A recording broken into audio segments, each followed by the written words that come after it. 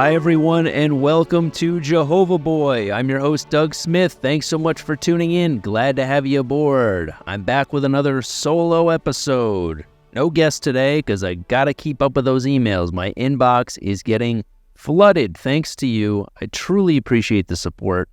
A lot of fan mail, a lot of support from people sharing their story, and it's a beautiful thing. I got to say, I'm truly honored. And I also know that you haven't really made it until you start getting some hate mail. And I got to admit, I'm a little bummed. 20 some odd episodes in, not a single piece of hate mail. And I know there's some disgruntled J-dubs out there that have caught wind of this podcast. And I know you've been taught to turn the other cheek and take the Christ-like stance, but let me have it. Come on, give it to me. It would be an honor to get bitch slapped by one of Jehovah's chosen few. So I'd love to hear from you as well. Support's great, but you're nothing without your haters. We all know that. That being said, keep those emails coming in. I really do appreciate the support, and I love the fact that so many of you are sharing your story. Please remember, you do not have to be a Jehovah's Witness to share your story. Almost all the emails I've been getting are from other Jehovah's Witnesses, which is wonderful. I'm glad this is resonating, but there is so much crossover with other religious groups. Scientology, Hasidism, Mormonism, if you're in Children of God, whatever other wacky shits out there that I'm not even aware of, I would love to hear your story as well. I love to hear the parallels between one cult and another. There's so much crossover, so I'd love to hear your story as well. But either way, thank you for your emails. Keep them rolling in. And without further ado, let's get to today's email. Hi, Doug. My name is Sam. I'm 30. I've been out 3 years now. My story is so long and winded. Long and winded, and there's a lot of dark shit I've seen in my time that I reflect on now that I'm out and at this age. I was extremely submerged in the religion, every aspect of it. I was what you would call the role model Christian sister. My leaving was a huge scandal since I come from a well-known witness family. Is she one of the Jacksons? The long-lost Williams sister, perhaps? They can't all be tennis pros. Who knows? These are the only well-known witness families I know. I shall keep reading.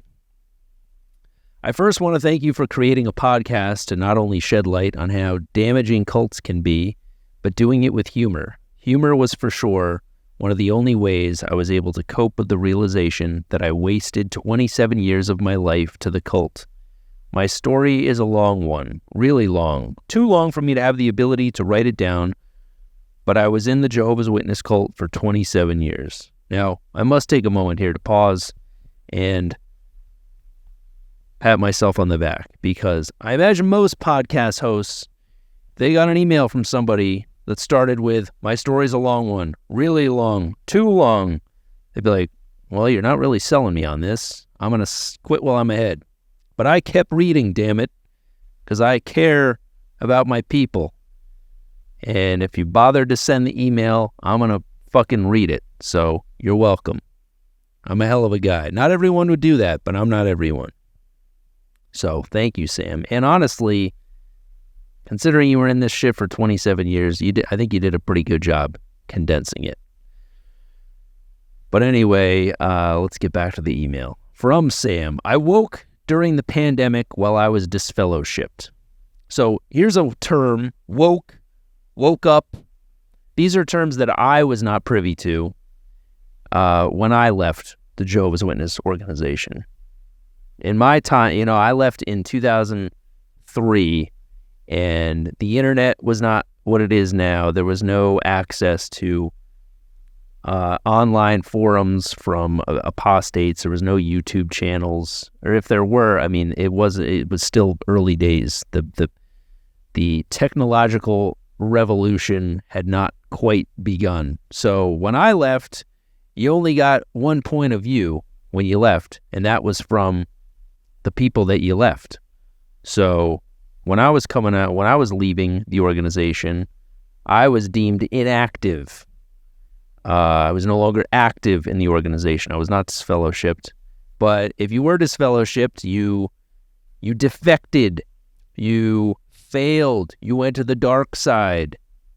Or as they love to say, you fell into the hands of Babylon the Great. I'd say, oh, we lost another one. We lost another one to the abyss. Babylon the Great, that's what they call the world outside of the Jehovah's Witness organization, the rule under Satan's regime. But now that I'm out, I realize that there's woke and woke up are terms used by people who have left, because that is the reality. That is it. It's almost like you've been living in a trance, a bad dream, and someone finally splashed some water in your face, and you're like, oh, shit, that was a 27-year nightmare. Where am I? What is this? Is this reality? Holy fuck. So these are very accurate terms, woke and woke up. Jehovah's Witnesses would never say that, but that is the truth of what's happening with these people that leave the organization. Sam continues, I was a pioneer for 6 years. And if you're new to the podcast, I know you know what I need to do? I need to do an episode where it's just a glossary of terms. There's all these terms that are recurring with every episode that if you're new, you might be left in the dust. I feel like I need to do a glossary of terms. There's all these pioneering. For those of you who are new and don't know, that's when you devote a certain number of hours in the Christian ministry going out and knocking on doors. I was an auxiliary pioneer every summer where I would spend 60 hours in one month knocking on doors. As a child, I was a child laborer for most of my life. Now, regular pioneers put in 90 hours a month. Special pioneers put in 120 hours a month. And then you have missionaries who not only put in more time than that, but traveled all over the world to places where Jehovah's Witnesses are either banned or have not really set foot. They'll send them to the Amazon rainforest to preach to tribes who've never even seen other civilizations before. They truly try to spread the good news of God's kingdom far and wide to the furthest reaches of the earth. So, sounds like if she was a pioneer, I'm imagining a regular pioneer, 90 hours a month, which is quite an ask, on top of the rest of your life that you're living. These people have to work too, in addition to 90 hours of volunteer service knocking on doors. So as Sam says, I was a pioneer for 6 years. I traveled to different places for service. I was in the foreign language congregation, Hindi. I was constantly surrounded by people telling me how to live and what to do and not to do, and how to dress and how to speak so often that it would land me in the hospital or psych ward multiple times. Now, honestly, I'm surprised that I don't hear about this more often. If Jehovah's Witnesses landed you in the psych ward, I'd love to hear that story. I'm sure they're out there. I'm sure of it, because there's so much control, so much manipulation of every thought and action, and there's no positive reinforcement. You're never doing enough. The bar is always being raised. You're always held to a higher standard, and it's certainly enough to break you. So it's devastating that this happened to this woman, but I would be shocked that if this was not a more common occurrence. Sam continues, at many points I would leave the house at 6 a.m. and not come back until 10 p.m. Because keep in mind, 90 hours a month, this is her commitment, and whatever you got to do to fill that quota. You might have to take a week off. What if you're sick? What if you have some prior commitment, or you have to do, put in overtime at work, or you got a deadline for something? Sometimes sometimes you got to take a week off and you got to cram a bunch of hours into the final week of the month. So yeah, I remember days where I would do the same thing. Leave it at 6 a.m., spend all day, take a lunch break, right back at it, knocking on doors all day long. that is sometimes how the cookie crumbles. Leaving the house at 6 a.m., not come back until 10 p.m. I was a faithful and strong Christian woman and a role model for the sisters in the congregation. My stepdad was an elder and my mom a pioneer. A model family, pristine, but many skeletons in the closet. I was going to school while being a pioneer, while working a full-time job, while paying rent to my parents, while also trying to fit my hobbies in. Hobbies? Honestly, I have never met a single Jehovah's Witness who had time for hobbies. Not a possibility. This is, I'm not going to say you lost me here, Sam, but yeah, no shit. There is no time for hobbies. Even as a kid, 3 meetings a week, daily Bible study, knocking on doors every weekend, in addition to trying to eke my way through school while trying to maintain a C average. The hobbies are out of the question. My guidance counselor was constantly asking me why I was tired all the time because I had the energy of a single mom that was working 2 jobs.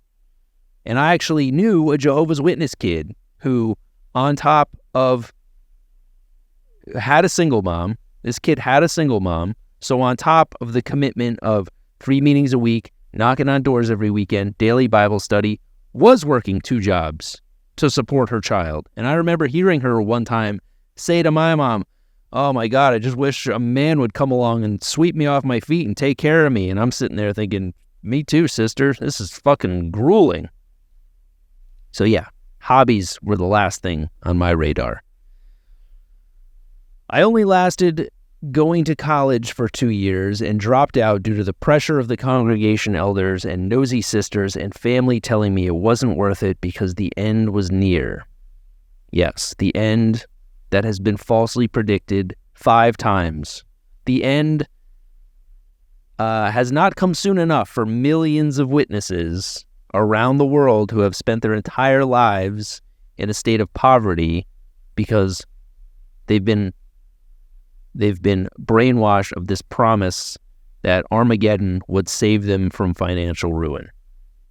Generations of witnesses who have subscribed to the idea that higher education is not necessary, striving to achieve financial success is not a priority because the end is around the corner. Why immerse all this time and energy and money in higher education and focusing on a career path when you're going to be saved? You don't need a graduate degree when you're living forever in a paradise earth. Millions, literally millions of witnesses have subscribed to this idea and spent their whole lives destitute because of this false promise. Sam continues, I dealt with bullying from other sisters and brothers, and the spirit of competition was very much alive. I have seen the dark sides of Bethel and Pioneer School. Again, glossary of terms. We need it. Bethel is where these compounds, for lack of a better word, where Jehovah's Witnesses basically receive free room and board in exchange for their services, working the printing press, or the organization started out as a publishing company and then transformed itself into a religion, but they need a lot of support to keep this machine running. All on a volunteer basis. They get a stipend of, when I left, it was $100 a month.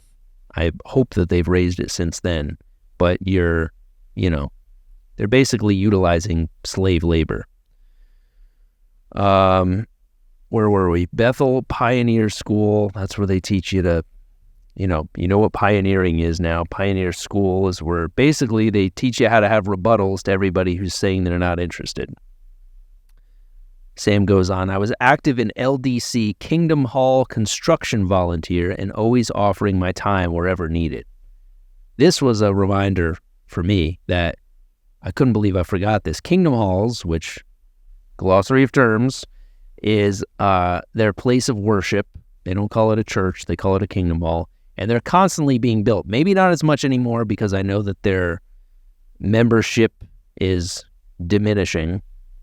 But when I was coming up and the numbers were growing, Kingdom halls were being built around the world on an ongoing basis. And again, everything is on a volunteer basis. They don't hire actual contractors and companies to build these. It's built by their members. So there's also a fucking Habitat for Humanity program in place on top of everything else. So yeah, 3 meetings a week, knocking on doors, daily Bible study, in addition to continued slave labor, building kingdom halls. I remember 9 years old walking around with a hard hat and a pair of carpenter jeans with a hammer in my belt loop, fetching munchkins for people who were actually doing the real work, filling up a styrofoam cup of coffee. That was my duty at the quick build, they call it. They try to build an entire kingdom hall in like a single weekend. So shoddy construction, to say the least. I don't know how many witnesses have been killed by crumbling, shoddy construction from these quick builds that they pride themselves on.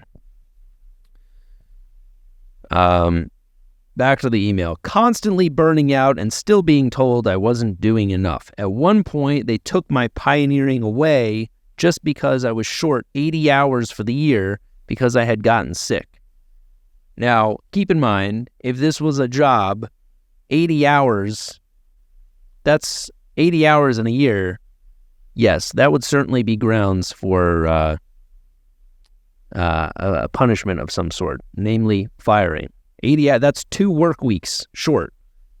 If I worked at Best Buy and I came up 80 hours short, I would definitely get the axe. But keep in mind, regular pioneer, 90 hours a month, that's 1,080 hours for the year. So 80 hours in the grand scheme of things is a drop in the bucket. And it's a volunteer service. It's not a job. If you volunteer at a soup kitchen and you don't show up, they're not going to give a shit. So this is not a this is slavery. Slaves don't get paid, but if you take a smoke break, there's going to be hell to pay. So she comes up 80 hours short for the year after putting in, she put in her 90 hours every other month. 1 month she was short, and they took away her one thing that she could pride herself on, being a regular pioneer. My identity was so tied to being a pioneer, I felt so lost and that I had let Jehovah down. I didn't know what to do after that, because what is a single sister without a mate? A single sister can't do all the cool things unless she's a pioneer. Again, Sam, I don't know what the fuck you're talking about here. What cool things are there? In 20 years as a witness, I never witnessed one cool thing. I'm glad you did, but I did not. So I know single sisters are encouraged to find a mate as soon as possible. But cool things, if you can send me a follow-up email and enlighten me on the cool things, I'd love to know. She continues, I felt so lost and like such a failure. I married the first man that came along. I divorced him within a year since he ended up raping me, and my parents and elders didn't think that was wrong since he was my husband. Yes, because rape is not grounds for divorce. Only infidelity. Makes perfect sense, right? It's not a cult, they'll tell you. It's not a cult. Your husband's raping you. Turn the other cheek. Take the Christ-like stance. If he's cheating on you, oh no, you gotta leave this guy. It's the most batshit insane thing. It blows my mind. Anyway, Sam continues, that was the moment I felt something didn't feel right. I have always had little moments of doubts or questions, but they never bloomed because I was so heavily indoctrinated and in the system.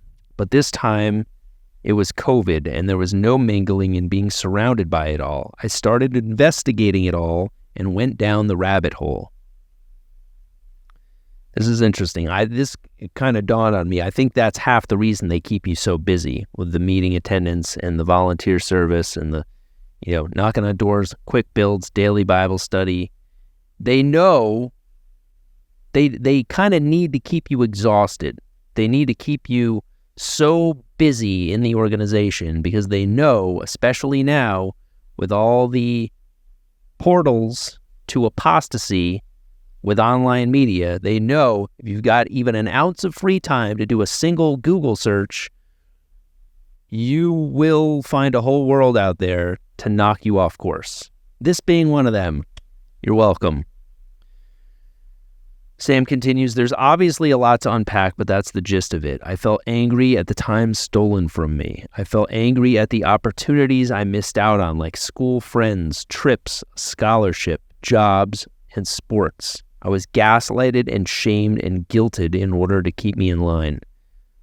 I didn't have the tools to be able to connect with people because all I knew was how to scheme my way into a conversation about God. Yeah, that's not going to help you very much in a job interview, is it?